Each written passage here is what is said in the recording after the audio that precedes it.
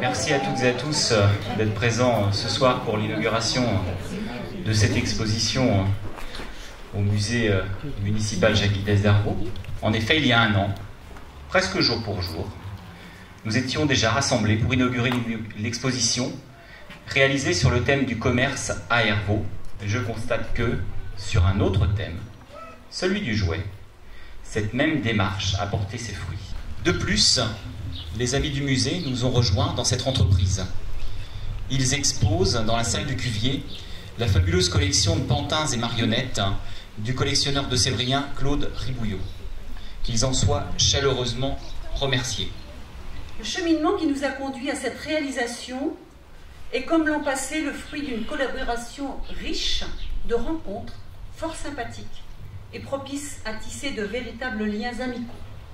La complémentarité entre l'héritage culturel que nous a laissé le musée, grâce à son fondateur Jacques Guidez, et les apports des Hervaudais et amis d'ici et d'ailleurs, qui ont répondu à nos sollicitations et qui sont nombreux parmi nous ce soir, nous ont conduits sur des chemins parfois incertains, mais particulièrement intéressants et stimulants.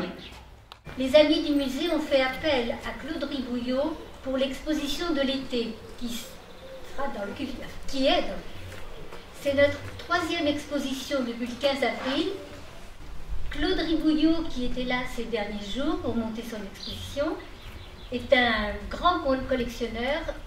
Donc il collectionne des violons, il collectionne des masques, il en a plein dans sa chambre, des tabatières. Quand on a fait l'exposition tabatière, il a dit « fallait me le dire ». Des cannes. C'est un touche-à-tout de talent.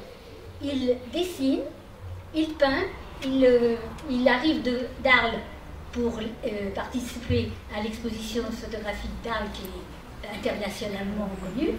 Mais l'idée, c'est que les gens, par curiosité, tissent eux-mêmes des liens. Voilà, les 3 temps de la démarche, mais comme conseillère pédagogique, tu dois les connaître, lui en tout cas, il les connaissait, c'est observer, corréler, synthétiser. Donc, observer telle marionnette, comment elle est conçue, etc. Corréler, voir qu'il y a des marionnettes à tringle, avec une tringle métallique pour les déplacer. Et en général, on voit le marionnettiste. Il y a les marionnettes à fil, par le haut aussi, mais avec des fils, c'est beaucoup plus délicat. On peut se cacher derrière un décor. Il y a des marionnettes à manipuler par dessous. À ce moment-là, on a des gaines, comme le guignol, et on a derrière un castelet. Voilà. Il y a des marionnettes à tige, comme les marottes, les 2 danseuses qui sont là-bas, ou les marionnettes balinaises du Wayangolek. Et puis, il y a des marionnettes comme celles qui sont dans le recoin en haut, qui sont des marionnettes à niveau. On les tient derrière la tête et on les promène comme ça. Je peux danser avec, puisqu'elle va faire les mêmes gestes que moi exactement. Où on voit un vrai danseur et une fausse marionnette, et il tient sa marionnette et il danse. Voilà. Ils peuvent être 2, 3, voire 4 pour manipuler. Souvent, ils sont en noir, mais là, on les voit, ça ne les gêne pas du tout, les Japonais. Et c'est des grands spectacles avec des marionnettes très grandes comme ça. On a des statuettes avec des bras qui bougent, c'est le cas au Népal, par exemple, où on peut les manipuler vraiment, même en Afrique. Hein. Il y a des statuettes qu'on manipule et qui sont des marionnettes. Elles bougent ni les bras, ni rien du tout, mais ça marche quand même. Et donc, il a un cri strident, Polichinelle, mais on peut articuler comme ça. Ça s'appelle une pratique. J'en ai jamais trouvé. Je suis sûr que je vais en trouver. Il n'y a pas longtemps, j'ai trouvé une variénette. Puis j'ai dévissé, il y avait encore les membranes. J'ai dit, ben, c'est un mirliton, c'est une variété. C'est un curé, le père Varin, qui a inventé ça pour faire chanter ses ouailles. Et tout, ça marchait. Voilà. J'ai essayé de mettre un petit peu tout pour que les gens s'en mettent plein la vue. Elles sont quand même très chic. On dit que c'est des marionnettes de cour. Elles sont toutes originales, jusqu'à la dame qui représente la fécondité avec ses seins amovibles, mobiles. Alors celles-ci, elles ont vraiment beaucoup de fils. Mais il y a tout un tas de fils qui passent par-dessus la poignée et donc qui permettent de manipuler les bras. Parce que si on tient la ficelle des bras, si on tire d'un côté, on lève un bras, mais si on tire dans l'autre sens, on lève l'autre. Mais donc tout bouge. Hein. Elle a le bec qui bouge normalement. Il ne bouge plus mon bec? Si tu tires. Il faut trouver là. Ça, c'est un personnage original, cette espèce de chouette. Les chevaux, c'est plus classique. Quand ils sont un peu plus anciens, comme ceux-là, c'est mieux que ceux qui sont plus récents, comme l'éléphant. Avec des chevaliers, beaucoup de combats. À Amiens. Ça, c'est une photo rare, elle est un peu floue, mais c'est un très vieux marionnettiste et son fils à Amiens avec un Lafleur. Donc Lafleur, c'est lui. C'est le personnage central. Les personnages centraux des théâtres de marionnettes en Europe, en général, parlent la langue locale, un patois même. Ils ont en général une femme avec beaucoup de caractère, qui dirige un peu la maison. Ils sont un peu plus tête en l'air, mais débrouillards. Et donc, Lafleur, sa femme, c'est Sandrine. Alors que chez les Belges, Chanché, François, donc une femme, Nanès, Agnès. Voilà. Et là aussi, on a des mousquetaires, des chevaliers. Voilà, ça c'est une marionnette, c'est un coup de chance de trouver ça, du type des marionnettes de Thônes.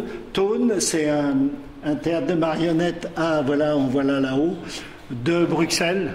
C'est vraiment typique Bruxelles. Quant aux marionnettes africaines, mais même sans l'enlever, il bouge les bras, on a une ficelle, et il claque du bec. C'est la même chose pour cette girafe. Alors ça, c'est des marionnettes pragoises de salon. Elles sont très jolies, ces deux-là, je les trouve magnifiques. Les pragoises plus populaires, elles sont toutes en bois, comme ça. Elles ont un système très particulier, ces quatre-là, c'est que les commandes des jambes passent à travers le corps et la tête. En Autriche, c'est Casperle, le polichinelle, le personnage principal. En Angleterre, c'est Punch et sa copine Judy, et souvent un crocodile. Et donc, le crocodile, tu l'avais vu ça. Il est... Alors dans ces vitrines, après, là il y a des pseudo-marionnettes, des cannes avec une tête sculptée, des bouchons, des petits théâtres en papier, donc il y a le décor, et puis des petits personnages, qui sont des personnages, souvent on reconnaît Guignol. C'est Georges Bush père et Saddam Hussein, qui font de la boxe. Et comment vous est venue l'idée d'exposer au musée d'Hervaux? C'est par Suzelle. Ah oui. Voilà, Suzelle Barret. Et ça la travaillait, en fait, Suzelle, de faire un truc autour du jouet. Elle est en bas, cette expo que Sabine est en train de monter. Si. Hein, vous voyez, je crois que je vois...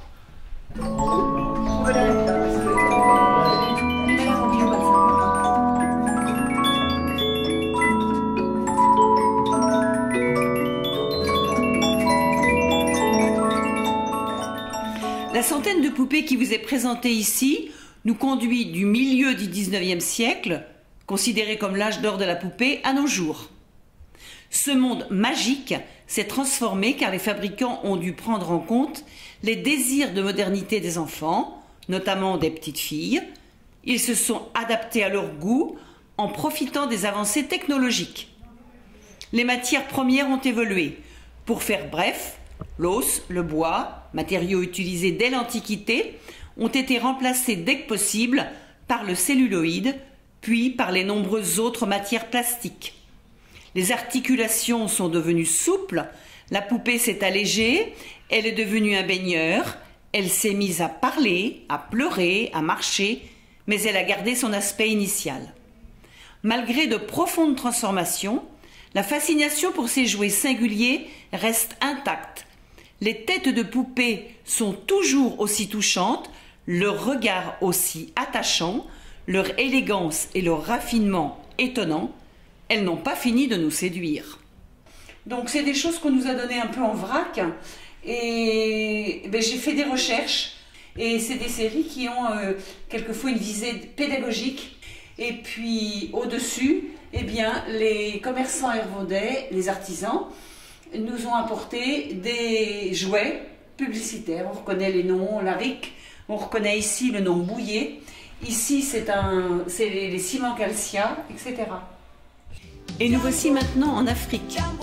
Avec de simples matériaux de récupération, il y a tout pour faire rêver.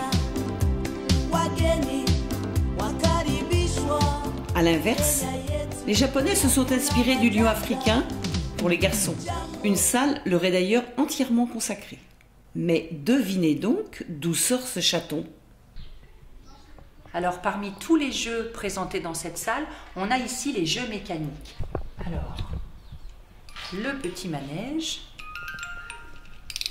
que l'on remonte comme un jouet mécanique, puisqu'on a un ressort à l'intérieur, qui ensuite va se dérouler tout doucement, et on peut observer le manège qui tourne et qui fait de la musique. Alors, on a aussi le canard sur son tricycle très coloré qui avance et en même temps son chapeau s'agite. Et un très joli clown mécanique, musical et très content.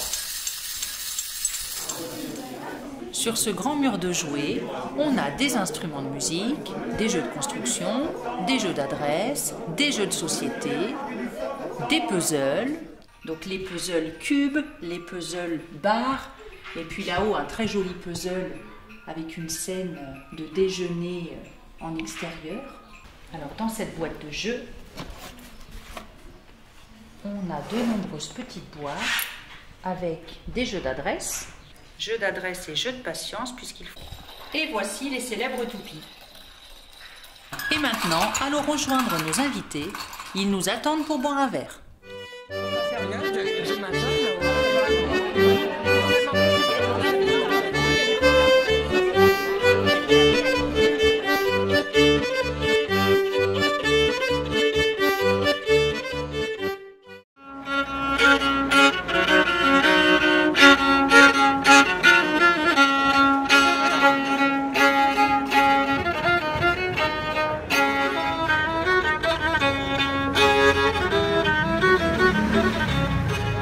Le loup, mais c'est une marotte, c'est pas le loup que j'avais tout à l'heure.